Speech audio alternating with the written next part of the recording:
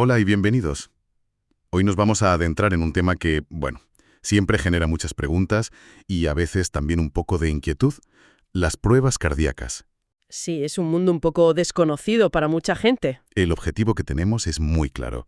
Vamos a intentar desmitificar estos procedimientos, a entender para qué sirve cada uno y sobre todo qué puede esperar una persona cuando pasa por ellos.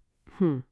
Y es importante decirlo, nos basamos en información muy rigurosa, del Instituto Nacional del Corazón, los pulmones y la sangre de Estados Unidos. Así que la fiabilidad está más que garantizada. Y es que comprender estas pruebas es fundamental. ¿Verdad? Sí. No es solo una cuestión de la tecnología que se usa. Se trata de entender qué buscan los médicos y por qué eligen, pues, una opción y no otra. Pues mira, para que no nos perdamos entre tanto nombre técnico, hemos agrupado las pruebas en 3 grandes bloques, a ver si así es más fácil. A ver. Primero, nos centraremos en las que nos permitan, literalmente, ver el corazón, las pruebas de imagen. De acuerdo. Luego pasaremos a las que escuchan su ritmo, o sea, las que miden su actividad eléctrica. El ritmo de la vida. Y finalmente, abordaremos aquellas que ponen a prueba su resistencia o que ya requieren una intervención un poco más directa. Empezamos a desgranarlo. Empezamos. Vamos allá. Empecemos por los estudios de imagen. Supongo que la idea es conseguir, una especie de fotografía o de vídeo del corazón para ver su estructura, cómo funciona. Exacto. Exacto. Y el primer gran nombre que suele aparecer es la tomografía computarizada cardíaca, el famoso TAC o TC. Eso es. El TAC lo que hace es usar rayos X desde muchísimos ángulos para crear imágenes, como si fueran cortes muy detallados. Como lonchas, ¿no? Sí, como lonchas, exacto. Y luego un ordenador junta toda esa información y construye un modelo en 3 dimensiones que es increíblemente preciso. Del corazón y de los vasos sanguíneos. Y para quien se enfrenta a esta prueba, ¿cómo es la experiencia? Sé que es una máquina grande como un túnel o un aro gigante. Sí, es una máquina con una abertura bastante amplia en el centro y ahí se desliza una camilla. La persona tiene que estar quieta, eso es importante. Y está el tema del contraste, ¿no? Que a veces genera dudas. Exacto, eso es lo que más suele preocupar. Es un líquido con yodo que se inyecta en una vena del brazo y lo que hace es que los vasos sanguíneos resalten muchísimo en las imágenes.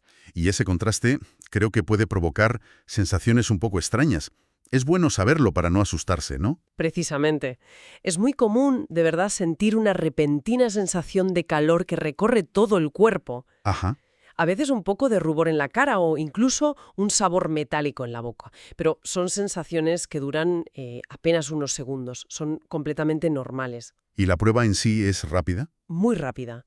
El escaneo en sí dura menos de un minuto, aunque todo el proceso puede llevar unos 15 minutos.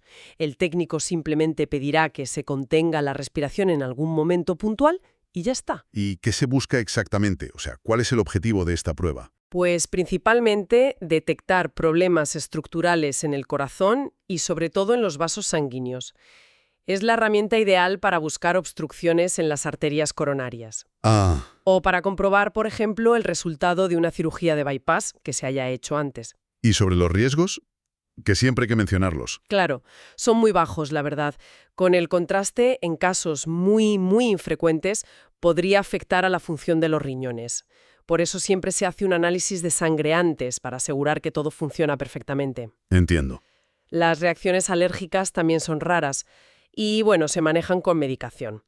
Y sobre la radiación, la dosis es baja. Pero es crucial informar siempre si existe la posibilidad de embarazo.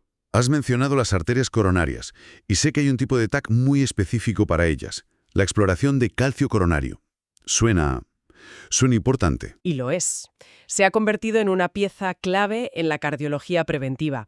Esta prueba lo que hace es medir la cantidad de calcio que hay depositado en las paredes de las arterias. Que es un indicador de... De aterosclerosis, exacto, del endurecimiento de las arterias. Y lo interesante es que no necesita contraste. ¿Y cómo se interpreta el resultado? Pues se obtiene una puntuación. Se llama puntaje de Agatston. Un 0 es la mejor noticia posible. 0 calcio. 0 calcio. Significa que no hay y el riesgo de un evento cardíaco a corto plazo es muy, muy bajo. A medida que la puntuación sube, pues también lo hace la probabilidad de tener enfermedad coronaria. Es casi como ver el futuro, ¿no? Es una ventana al futuro de nuestras arterias, sí. Y un dato para tranquilizar. La radiación es mínima. Equivale más o menos a la que recibimos del entorno de forma natural a lo largo de un año. Igual de potente, pero que la evite, supongo que ahí es donde entra en juego la resonancia magnética, la RM. Justo ahí. La resonancia magnética no usa rayos X para nada. Su tecnología se basa en imanes muy potentes y en ondas de radio para crear las imágenes. La experiencia es parecida, una máquina en forma de túnel. Sí, es similar, pero tiene una particularidad. Hace mucho ruido. Ah, sí. Son sonidos fuertes, como golpes, zumbidos, pero bueno, se dan unos auriculares y siempre se está en comunicación con el técnico. Y en este caso, las precauciones son otras. No es la radiación, son... Los imanes. Exacto. Y son advertencias cruciales. La resonancia está contraindicada si se lleva un marcapasos, aunque hay modelos nuevos que ya son compatibles. Desfibriladores implantables, otros implantes metálicos. Es vital informar de todo. Cirugías previas, prótesis, incluso piercings. He leído algo que me ha sorprendido mucho. Incluso los tatuajes antiguos pueden ser un problema. Sí, es una precaución importante. Algunas cintas antiguas, sobre todo las de color rojo, fíjate, contenían partículas de metal. No me digas. Y claro, el campo magnético podría calentarlas y causar irritación en la piel o incluso quemaduras. No es algo habitual, pero es fundamental comunicarlo para que lo valoren. Qué curioso. Lo mismo pasa con algunos parches de medicación que pueden tener componentes metálicos. Entendido. Si ya tenemos el TAC que ve la estructura y luego hablaremos de la ecografía que ve el movimiento, ¿qué pieza del puzzle aporta la resonancia? ¿Qué es lo que solo ella puede ver? Su gran fortaleza es el músculo cardíaco, el miocardio. La resonancia lo ve con una nitidez espectacular. Es la mejor prueba para detectar fibrosis, es decir, las cicatrices que deja un infarto, por pequeñas que sean. También detecta inflamación, como en una miocarditis, tumores, coágulos dentro de las cavidades del corazón.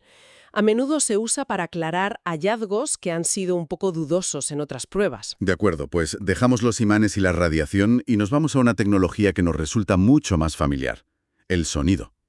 La ecocardiografía, o simplemente eco. La analogía más común, creo, es la ecografía de los embarazos. Y es una analogía perfecta.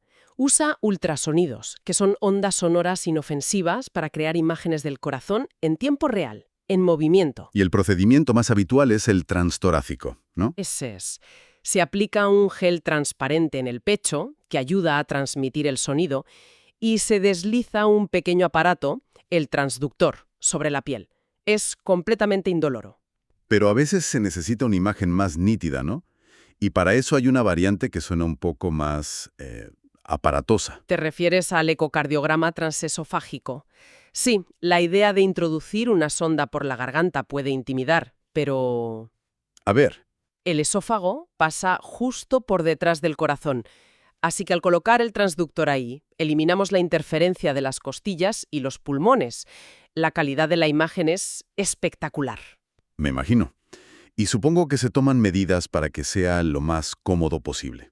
Por supuesto. La persona no sufre. Se le administra un sedante suave para que esté relajada y se pulveriza un anestésico en la garganta para que no sienta ninguna molestia al pasar la sonda. Vale, eso tranquiliza. Se justifica por la información tan valiosa que aporta, sobre todo para ver las válvulas cardíacas o buscar pequeños coágulos que de otra forma pues no se verían. Y también existe la eco de esfuerzo, que combina esta técnica con el ejercicio.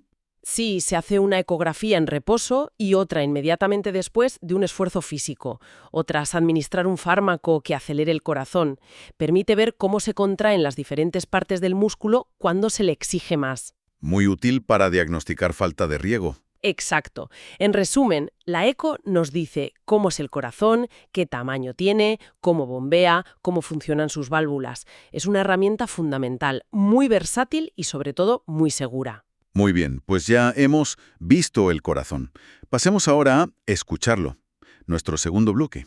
Las pruebas que miden su actividad eléctrica, porque el corazón, al final, es una bomba que funciona con impulsos eléctricos. Efectivamente. Y la prueba reina en este campo es el electrocardiograma, el ECG. Sin duda. Es la prueba cardiológica por excelencia. Sencilla, indolora, barata y rapidísima. El procedimiento lo hemos visto 1000 veces. Se colocan unos pequeños electrodos adhesivos en el pecho, en las muñecas, en los tobillos. Y creo que es importante aclarar un temor común. El aparato no envía ninguna descarga eléctrica al cuerpo. Es una aclaración fundamental, sí. El electrocardiógrafo es un receptor pasivo. Es como una antena.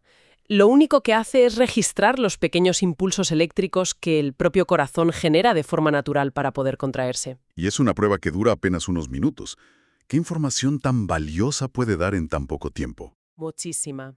Nos dice la frecuencia cardíaca, si el ritmo es regular o si presenta alguna arritmia, y nos da pistas sobre la salud del músculo cardíaco, si ha habido un infarto antiguo o si las paredes del corazón están engrosadas. Es una primera foto eléctrica, indispensable. Pero claro, ¿qué pasa si el problema, una palpitación, un mareo, es intermitente? Un ECG de 5 minutos en la consulta probablemente no lo detecte si no ocurre justo en ese preciso momento. Exacto. Para esos casos en los que los síntomas van y vienen, necesitamos una grabación más larga. Y para eso están los monitores portátiles. El monitor Holter. Como el monitor Holter, que graba de forma continua durante 24 o 48 horas, o los monitores de eventos, que se pueden llevar durante semanas y es la propia persona la que activa la grabación cuando nota un síntoma. Son esos pequeños aparatos que se llevan colgados, imagino que requieren ciertas precauciones en el día a día. Sí, son sencillas. Se pide evitar la cercanía de imanes potentes, de hornos microondas, mantas eléctricas y mantener los teléfonos móviles a cierta distancia. Y no se pueden mojar, claro. Y no se pueden mojar, por supuesto. Hay que ingeniárselas para la ducha. La idea es que la persona haga su vida completamente normal. La clave de estos dispositivos es poder relacionar los síntomas con lo que ocurre eléctricamente en el corazón en ese preciso instante. Hay que llevar un diario, ¿verdad? Eso es. La petición que siempre hacemos es que se anote en un diario cuando se siente algo raro y qué se estaba haciendo en ese momento. A veces, esa palpitación que tanto preocupa coincide con una discusión o con subir 3 pisos por la escalera. Entiendo. Ese contexto es holocuro para el diagnóstico. Ayuda a cazar arritmias esporádicas y a comprobar si un tratamiento está funcionando como debería. Entendido.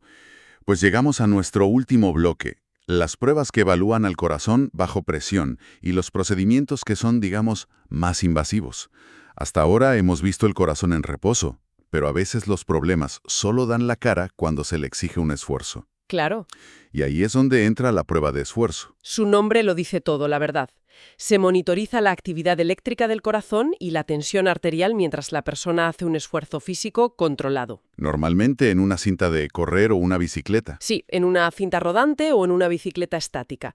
Y se va aumentando la intensidad poco a poco. Y si alguien, pues por problemas de movilidad o cualquier otra razón, no puede hacer ese ejercicio. Hay una alternativa farmacológica. Se administra un medicamento por vía intravenosa que acelera el corazón y aumenta su fuerza de contracción. Básicamente simula los efectos del ejercicio físico sin que la persona tenga que moverse. La preparación parece sencilla. Ropa cómoda y poco más, ¿no? Sí, ropa y calzado cómodos. A veces se pide evitar la cafeína unas horas antes o suspender alguna medicación, pero eso ya se indica de forma específica. El objetivo es claro. Hay problemas como la falta de riego en una arteria. La angina de pecho. La angina de pecho, exacto, que solo se manifiestan cuando el corazón demanda más oxígeno, o sea, durante el esfuerzo. Esta prueba nos ayuda a desenmascararlos y también a determinar qué nivel de actividad física es seguro para cada persona. Y para terminar, vamos a los procedimientos que quizás generan más respeto. La angiografía coronaria y el cateterismo cardíaco. Aquí ya no hablamos de pruebas externas, sino de entrar dentro del cuerpo. Así es. Se realizan en un hospital, en una sala de hemodinámica, y consisten en introducir un catéter, que es un tubo muy fino y flexible, a través de una arteria. ¿En la muñeca o en la ingle? Generalmente en la muñeca, que es la vía radial, o en la ingle, la vía femoral, y se navega con él hasta el corazón. Esto suena mucho más complejo. ¿Cómo lo vive la persona que se somete al procedimiento? Aunque pueda parecerlo, es un procedimiento muy controlado. La persona está despierta, puede comunicarse, pero se le da un sedante para que esté tranquila y relajada. La zona por donde se introduce el catéter se anestesia localmente, por lo que no se siente dolor. Vale. Llega a las arterias coronarias, se inyecta el mismo tipo de contraste que usamos en el TAC. Este contraste, digamos que pinta las arterias por dentro y gracias a un equipo de rayos X las podemos ver en una pantalla en tiempo real. Y ver si hay algún estrechamiento u obstrucción. Justo. Y aquí viene lo que creo que es lo más fascinante. No es solo para mirar, sino que también es para actuar. Esa es su gran ventaja.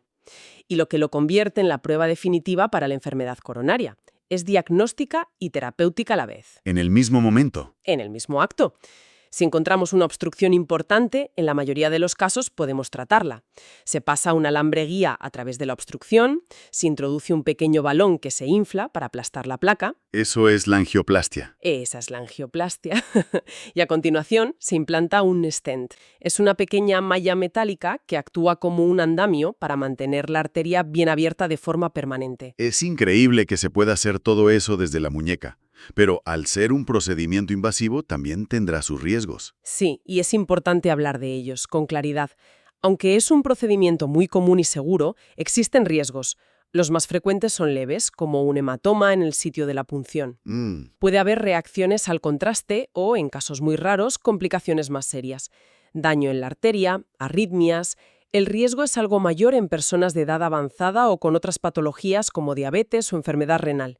Por eso, el equipo médico siempre valora el balance entre el riesgo y el enorme beneficio y lo comenta todo detalladamente con la persona y su familia antes de hacer nada. Hemos hecho un buen recorrido, ¿eh? Si lo resumimos, hemos pasado de pruebas no invasivas como un simple electrocardiograma a obtener imágenes en 3 dimensiones, a ver el corazón latir con ultrasonidos y, finalmente, a navegar por dentro de sus arterias. Sí. Todas con un objetivo común: obtener la información más precisa posible para cuidar la salud de nuestro corazón. La tecnología es asombrosa, no hay duda. Pero lo verdaderamente importante es que toda esta información permite tomar decisiones. Decisiones informadas sobre un tratamiento, sobre la necesidad de cambiar el estilo de vida, sobre el futuro. Claro. Y creo que entender en qué consisten estos procedimientos, por qué se hacen, qué se puede esperar de ellos, es la mejor herramienta para disipar el miedo y la incertidumbre que, lógicamente, pueden generar. Y como reflexión final, después de ver cómo la medicina puede mirar, escuchar y hasta reparar el corazón con este nivel de detalle, quizá la pregunta que queda en el aire no es solo ¿qué puede hacer la tecnología por nosotros? Tal vez sea ¿qué podemos hacer cada uno de nosotros por nuestro corazón en el día a día, mucho antes de que cualquiera de estas pruebas llegue a ser necesaria? Buena reflexión. Muchas gracias por habernos acompañado en este análisis.